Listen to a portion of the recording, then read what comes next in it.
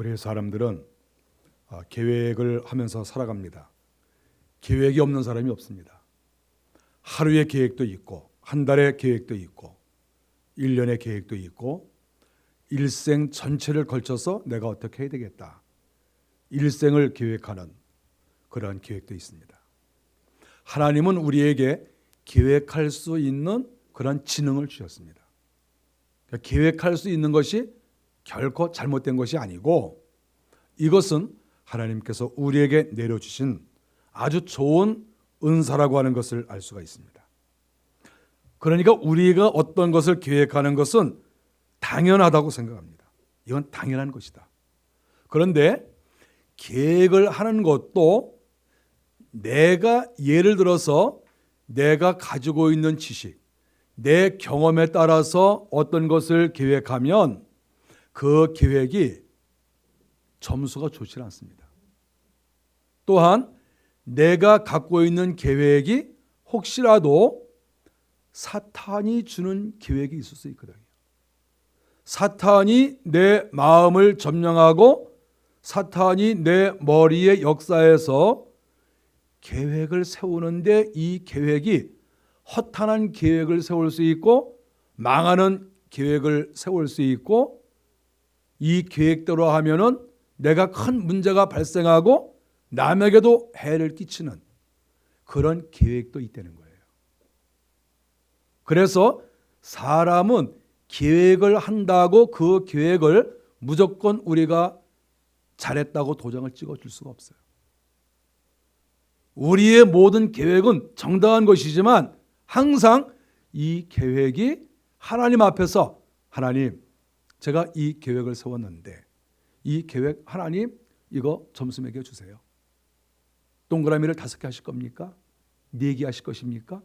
그렇지 않으면 하나님께서 이거는 잘못됐다 이렇게 말씀하실 것입니까? 우리는 이 계획이 수준이 각각 다르다는 거예요. 그래서 우리가 계획을 세울 때에는 과연 이 계획이 하나님께서 보실 때 인정하실 만한 것이냐. 저는 일생을 살면서 또 지금까지도 또 작년에도 여러 가지 계획을 세우면서, 그리고 다른 사람들이 계획을 세우고 있는 것을 제가 옆에서 보면서 제가 항상 생각합니다.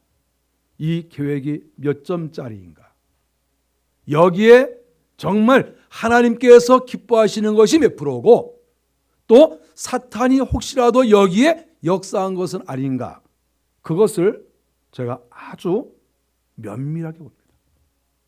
제 행동도 마찬가지고 다른 사람의 행동도 마찬가지고, 이 속에 먹구름이 없는가? 이 속에 잘못된 것이 끼어들지 않았는가? 이 속에 사탄이 역사한 것은 아닌가? 그렇지 않으면 순수하게 성령님께서 기뻐하시는 것인가?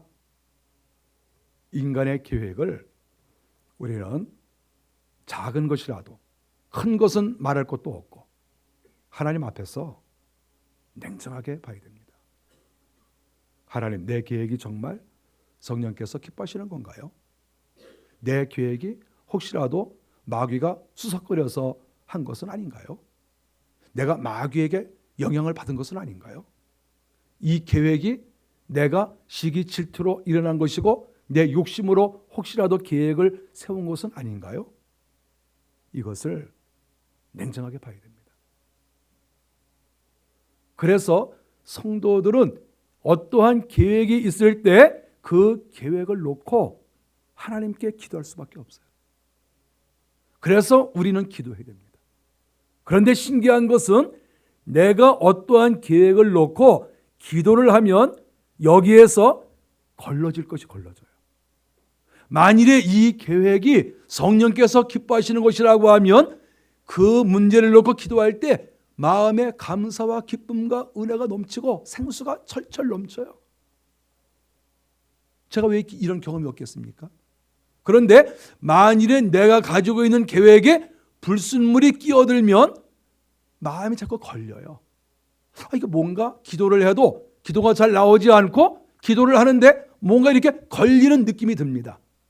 이 걸리는 것이 많으면 많을수록 사탄이 역사하는 거예요. 적으면 적을수록 좋아요.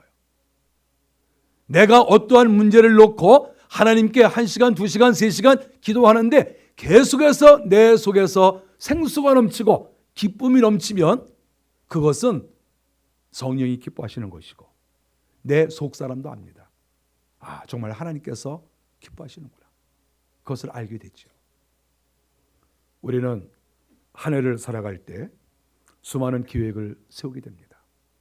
큰 계획, 작은 계획. 그 계획을 세워나갈 때 우리는 정말 꼭 잊어서는 안 될 것은 이 계획이 하나님 앞에서 순수한 계획이냐, 하나님께서 축복하시고 성령이 기뻐하시는 계획이냐, 이것을 점검을 받아야 되고 그 점검은 바로 그 문제를 놓고 하나님께 기도하는 것입니다. 기도할 때 하나님께서 답을 주시는 것이죠. 오늘 성경에 보니까 우리가 계획을 세워도 걸음을 인도하시는 분은 여호와 하나님이시다. 이렇게 말씀을 했습니다. 내가 계획해도 발걸음을 인도하시는 이는 하나님이시다. 이렇게 말씀을 했습니다.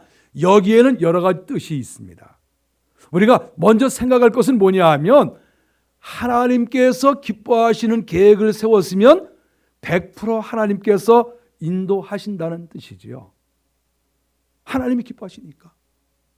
하나님이 기뻐하시는 계획이니까 하나님께서 밀어주시고 끌어주시고 그래서 그 계획이 많은 열매를 소산을 거두어 드릴 수 있다는 거예요.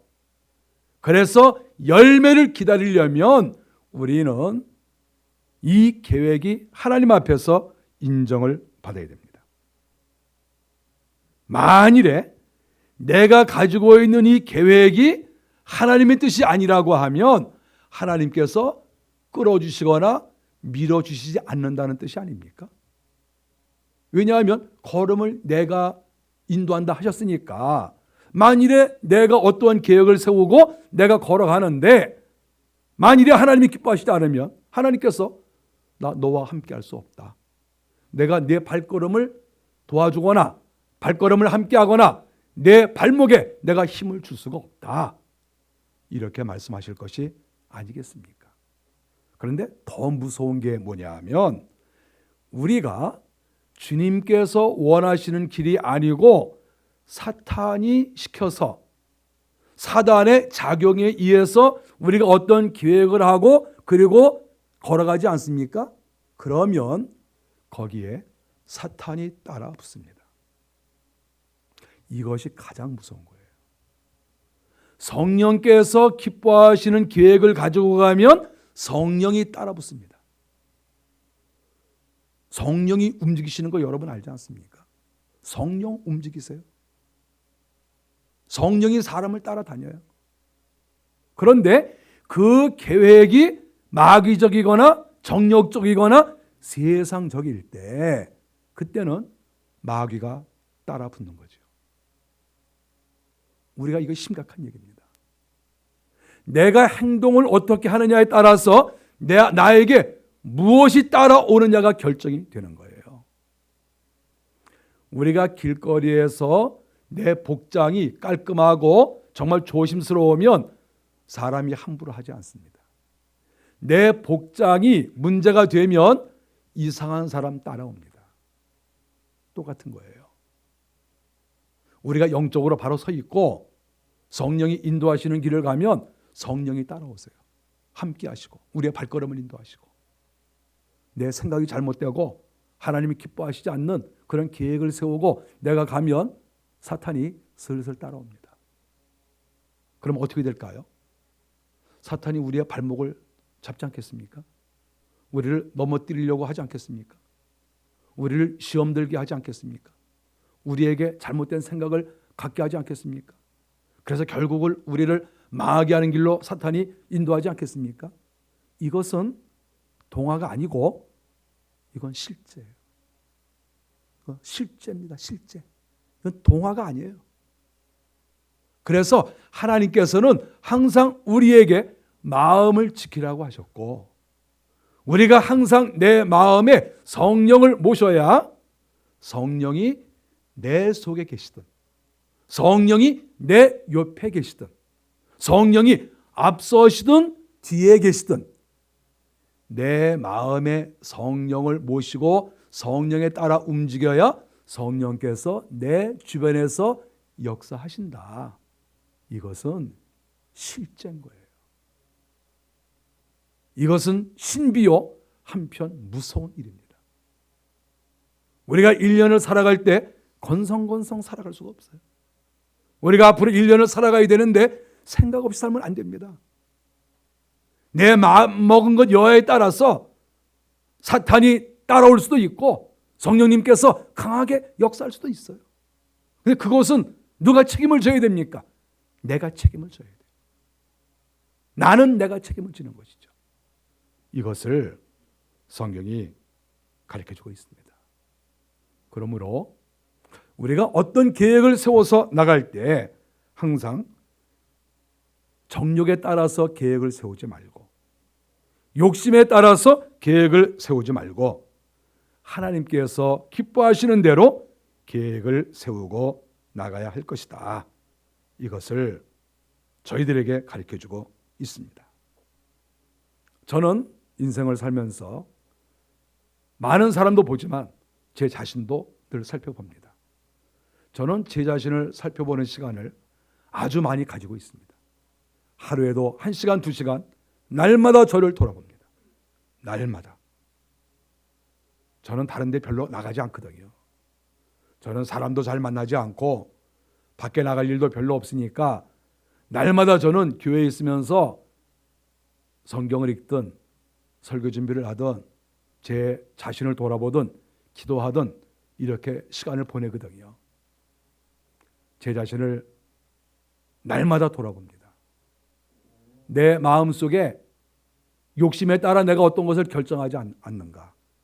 내 마음속에 사단의 어떤 세력이 요만큼이라도 들어오지 않는가?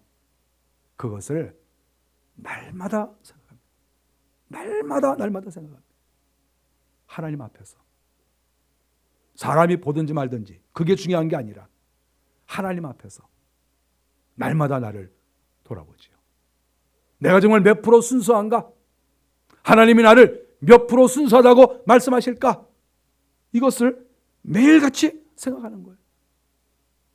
우리가 이 부분에 대해서 깊이 통찰하지 않으면 내 속에 욕심이 들어와서 나를 움직이는지를 몰라요. 이게 문제입니다. 이건 누구나 마찬가지예요. 남성과 여성이 없습니다. 이건 누구나 마찬가지예요. 내 속에 욕심이 들어와서 움직이고, 내 속에 죄가 들어와서 움직이고, 내 속에 세상의 풍습이 들어와서 나를 움직일 수가 있어요. 우리가 빨리빨리 내 마음에 숨어 들어오는 도적을 발견해야 됩니다.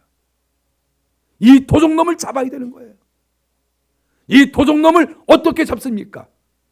하나님 앞에 기도하고 하나님 앞에 회개할 때야만이 내 마음에 들어오는 도적을 잡을 수가 있어요.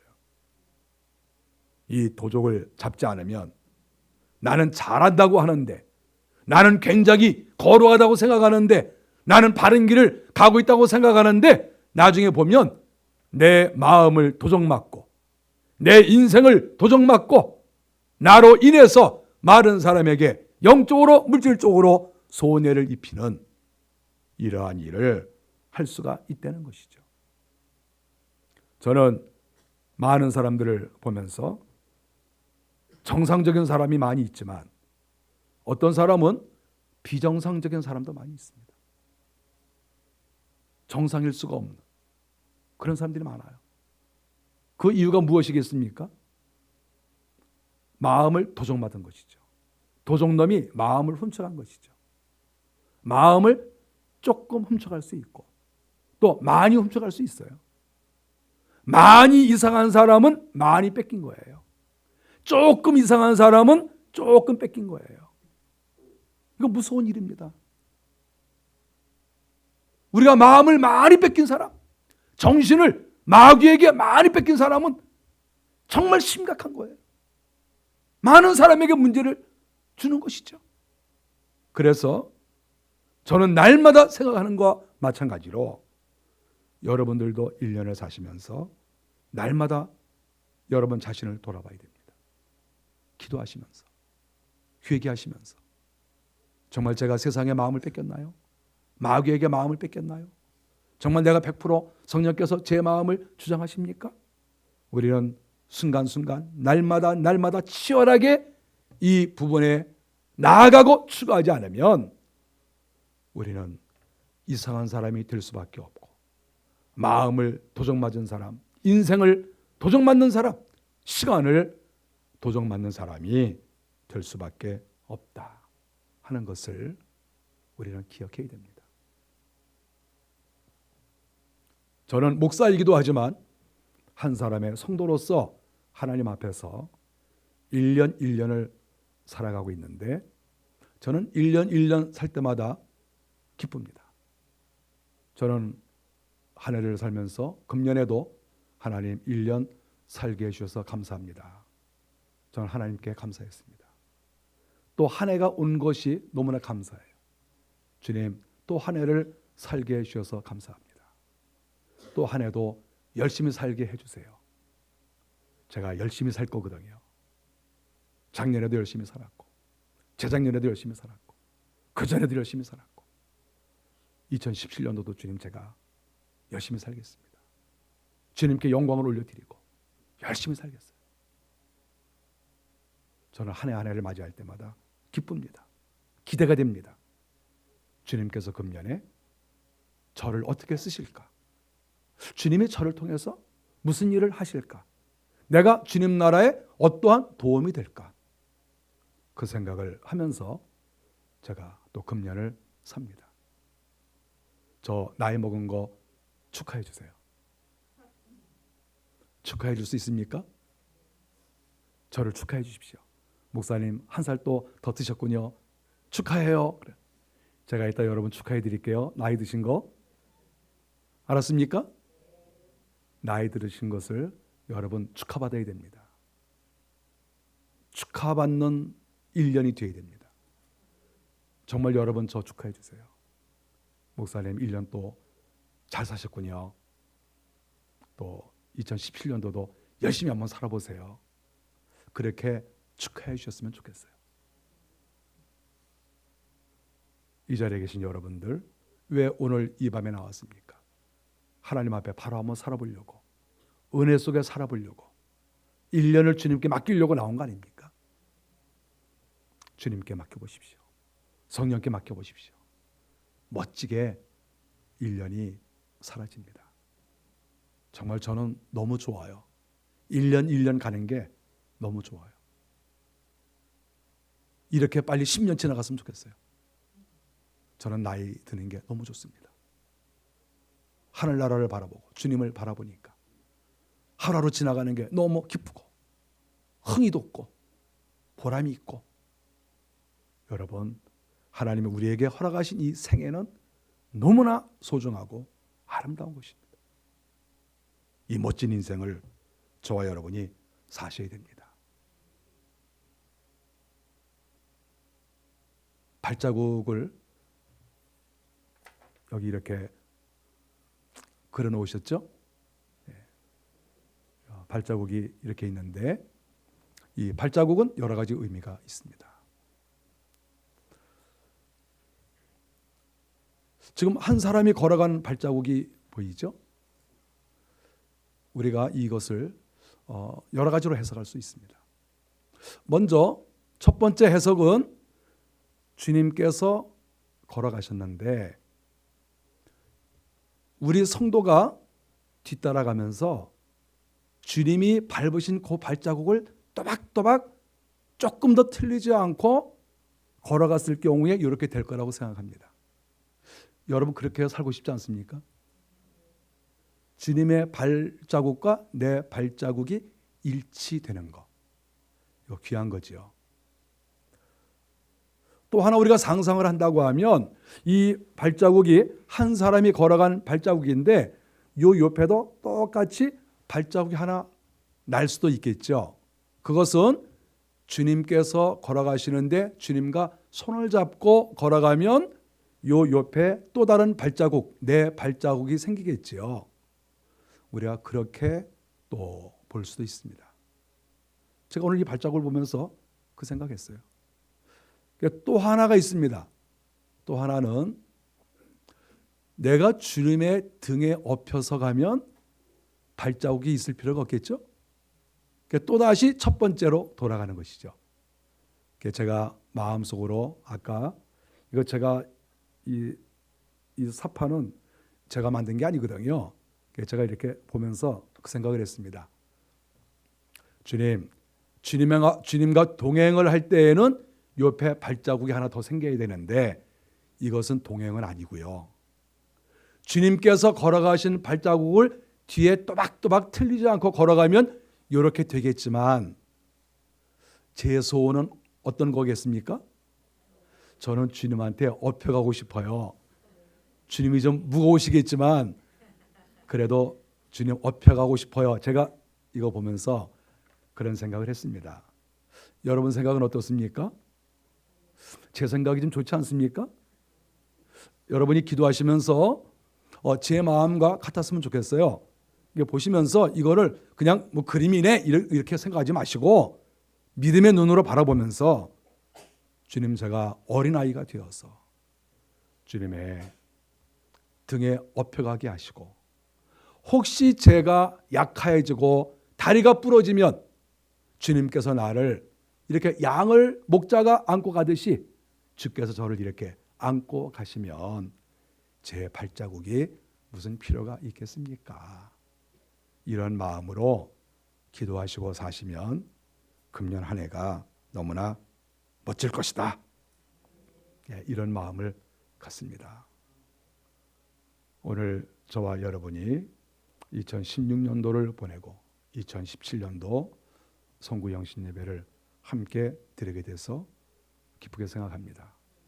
저 1년 열심히 살 거니까 이 자리에 참석하신 모든 분들 주님 앞에서 열심히 사십시오. 그래서 내년 송구영신 예배 때 하나님 앞에 정말 감사할 수 있는 우리 모두가 되시기를 간절히 바랍니다. 기도하겠습니다.